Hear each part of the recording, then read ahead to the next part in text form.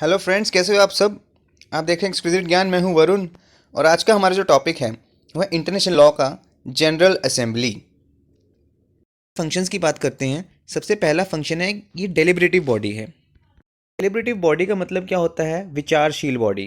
मतलब ये कंसिडर करेगी, ये रेजोल्यूशंस पास करेगी, डिस्कशंस होंगी, इन्वेस्टिगेशंस होंगी, रिव्यू किए जाएंगे और इसके पास सुपरविजन की पावर्स भी है। क्रिटिसाइज भी कर सकती है ये। कोई भी यूनाइटेड नेशंस का वर्क हो, अगर दूसरे ऑर्गन्स का भी वर्क हो, उसको भी क्रिटिसाइज वगैरह कर सकती है, चाहे वो स्पेशलाइज एजेंसी से क्यों ना हो, किसी भी मैटर से रिगार्डिंग। जो जनरल असेंबली है वो रिकमेंडेशंस बना सकती है और सेंड कर सकती है सिक्योरिटी काउंसिल को और मेंबर स्टेट्स को भी। लेकिन इसके काम में एक रिस्ट्रिक्शन ये है कि ये जो मेंबर स्टेट्स हैं इनके डोमेस्टिक जुरिस्डिक्शन में कोई इंटरफेयर नहीं करेगी, जो इनके डोमेस्टिक अफेयर्स हैं किसी भी मेंबर स्टेट के। और दूसरी रिस्ट्रिक्शन ये भी है कि जो मैटर सिक्योरिटी काउंसिल की कंसिडरेशन में है उसके साथ ही इंटरफेयर नहीं करेगी, उसके रिगार्डिंग कोई रिकमेंडेशंस नहीं देगी। दूसरा इसका इंपॉर्टेंट फंक्शन है कि इंटरनेशनल कोऑपरेशन को प्रमोट करना। कोऑपरेशन मतलब म्यूचुअल वर्क। बाकी की जो स्टेट्स हैं, मेंबर स्टेट्स हैं, वो सारा मिलजुल कर काम करेंगे। इसको हम दो फेजेस में डिवाइड कर सकते हैं। पहला फेज़ तो ये हो गया कि कोऑपरेशन इंटरनेशनल लॉ को डेवलप करने के लिए। दूसरा फेज़ ये हो गया कि कोऑपरेशन इकोनॉमिक अफेयर्स में, इकोनॉमिक, सोशल, कल्चरल या दूसरे भी जो एजुकेशनल फील्ड्स हो गए उनके रिगार्डिंग कोऑपरेशन करती हैं स्टेट्स। अगला इंपॉर्टेंट फंक्शन है इंटरनेशनल पीस एंड सिक्योरिटी को मेंटेन करना।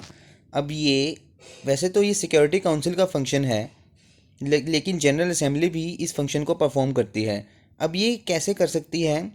जब कोई जनरल असेंबली को कोई स्टेट, मेंबर स्टेट हो गई या नॉन मेंबर स्टेट या सिक्योरिटी काउंसिल, कोई मैटर रेफ़र करती है, तब जनरल असेंबली इसको इंटरनेशनल पीस और सिक्योरिटी को मेंटेन करती है। और वो करती है डिस्कशन के ज़रिए। डिस्कशन वगैरह शुरू की जाती है जनरल असेंबली में। और दूसरा तरीका है रिकमेंडेशंस वगैरह करना। अब जनरल असेंबली रिकमेंड करती है कोई मैटर को स्टेट को, या member state, non member state, या फिर सिक्योरिटी काउंसिल को। अगला इंपॉर्टेंट फंक्शन है बाकी के जितने ऑर्गन्स हैं यूनाइटेड नेशंस के, उनको सुपरवाइज़ करना, उनकी एक्टिविटीज़ को। अभी सुपरवाइज़ कैसे करती है? ये जो जितने ऑर्गन्स वगैरह हैं ये अपनी एनुअल या स्पेशल रिपोर्ट तैयार करते हैं और ये तैयार करने के बाद जनरल असेंबली को भेज देते हैं ताकि वो उन पर कंसिडरेशन कर सके। ऑर्गन्स के अलावा स्पेशलाइज्ड एजेंसीज को भी यही काम करना पड़ता है। अब जनरल असेंबली फाइनेंशियल फंक्शंस भी परफॉर्म करती है। ये क्या करती है?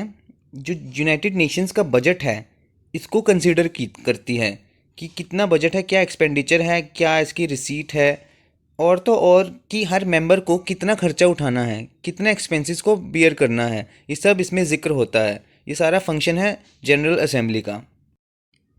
इसके बाद आता है इलेक्टिव फंक्शंस, यानी इलेक्शन से रिलेटेड।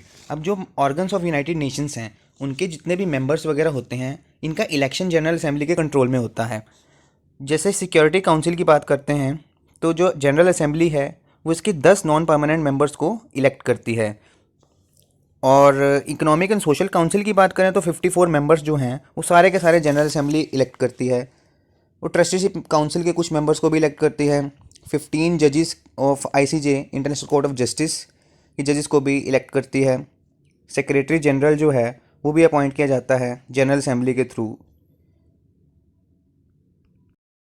इसके अलावा जो जनरल असेंबली है वो कोई मेंबर की एडमिशन को, एक्सपल्जन को या सस्पेंशन को भी रेगुलेट करती है। किसी मेंबर को एडमिट होना होता है यूनाइटेड नेशन में तो जनरल असेंबली उसको करती है सिक्योरिटी काउंसिल की रिकमेंडेशन पर। और जनरल असेंबली जो है वो कोऑपरेट करती है सिक्योरिटी काउंसिल के साथ, अगर किसी मेंबर को सस्पेंड करना हो या एक्सपेल करना हो तो भी। दोस्तों, अगर वीडियो अच्छी लगी तो लाइक कर देना, मेरे चैनल को सब्सक्राइब कर देना। Bye bye, take care.